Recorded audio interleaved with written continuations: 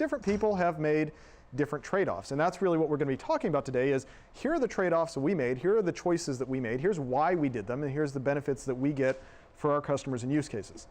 So first, the disclaimer.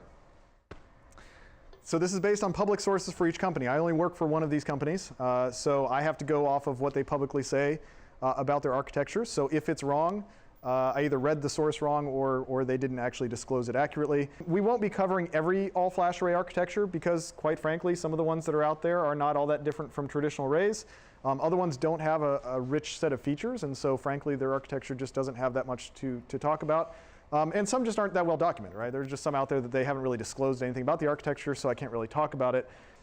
Flash data layout. So how do each of the architectures lay out actual data on the SSDs? How do they write the data to the SSDs? And again, the traditional way that disk-based systems did this, which is I'm going to allocate this range of LBAs to this chunk or extent of a volume, it doesn't really work with SSDs. You get performance and write amplification problems. It's not efficient for snapshot and cloning. You have to kind of do copy on write or redirect on write for large blocks of data. You've got fixed RAID geometries that you're dealing with, spare drives, all of this stuff. Flash systems tend to be, and certainly more modern architectures tend to be a lot more agile when it comes to data layout.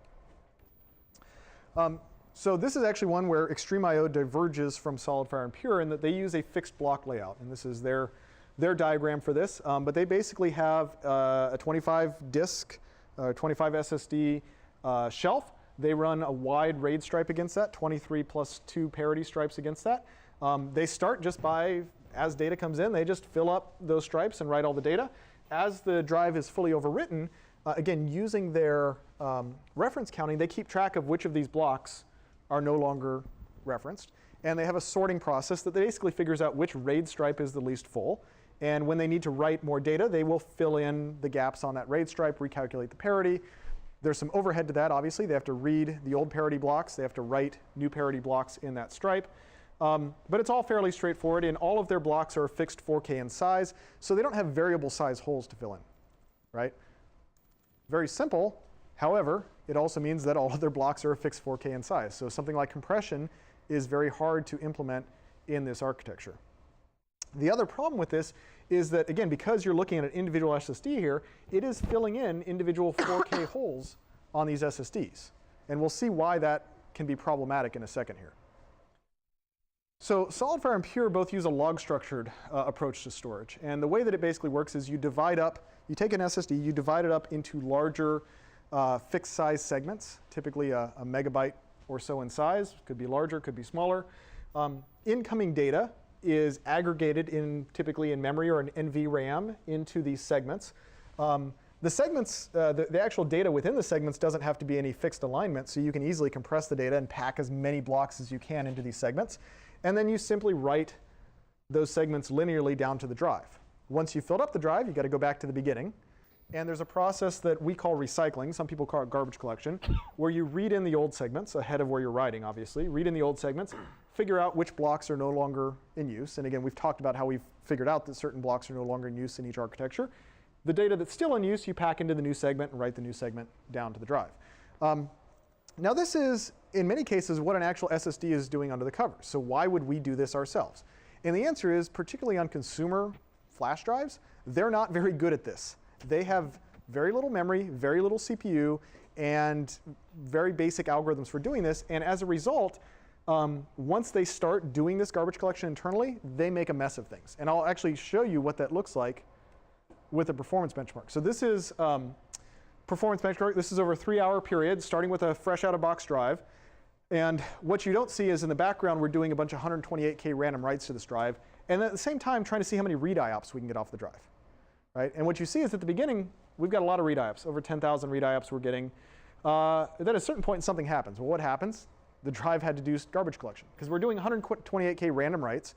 The erase block size on this particular SSD is typically probably 128 megabytes in size. So once you've overwritten that, it has to go clean out 128 megabytes of data. And as a result, it consumes a lot of internal bandwidth, and the read performance goes to crap. Actually, it steadies out at around 2,500 IOPS. Now, if you do larger writes, the drive can handle a little bit better. So this is with 1 meg writes. And again, these are random writes, so 1 meg writes randomly over the drive. Now what happens if you switch to sequential writes? Well, it turns out when you do sequential writes, the garbage collection on the internal drive basically has to do nothing. Because when you're writing sequentially, and it has a little bit of overallocation, when it loops back to the beginning of the drive, it sees, because of the LBA ranges, it sees all of that data as already having been overwritten, and it just throws the whole thing out. So it basically has to do no internal garbage collection at all. We've basically turned off the drive's internal garbage collection. Now what you see is, of course, it's not having to do any erases at all, so it's always faster out of the box. But once it starts doing erases, you get very consistent performance, 17,000 IOPS in that case. So 2,500 IOPS to 17,000 IOPS by doing the recycling ourselves. Huge difference.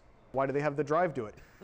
The answer has to do with the drives that they use, or I should say the drives that they originally used.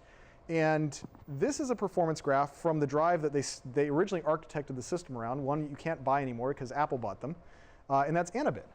And this is with 128K random writes, so the same thing as that first graph I showed, all right, but on an Anabit drive. And what you see is, again, it starts off better, fresh out of box, but when it starts doing garbage collection, it actually still goes pretty darn fast, over 15,000 IOPS, even on a dirty drive doing 128K random writes.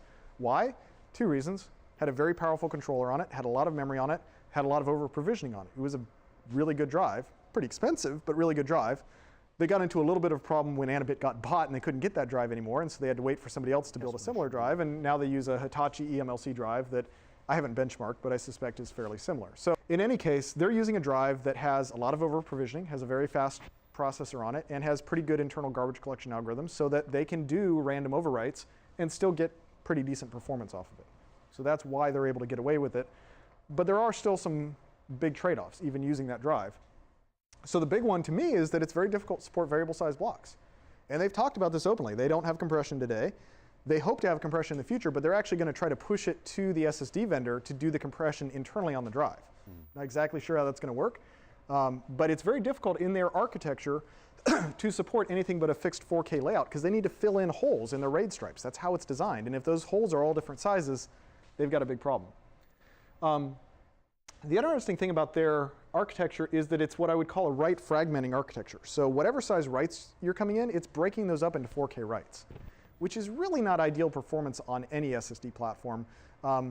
Doing a bunch of small reads isn't generally a big deal on SSDs, but small writes still aren't the best thing. The log structured approach is actually write coalescing. So that means that whatever size your IOs are coming in, whether they're big IOs or small IOs, you're coalescing those into big segments that you're actually writing down to it. Of course, you have the SSD controller doing flash page management versus the storage system. This definitely requires more over-provisioning. The drives they're using, I think, are at least 28% over-provisioned today. The drives that Pure and we use are 7% over-provisioned.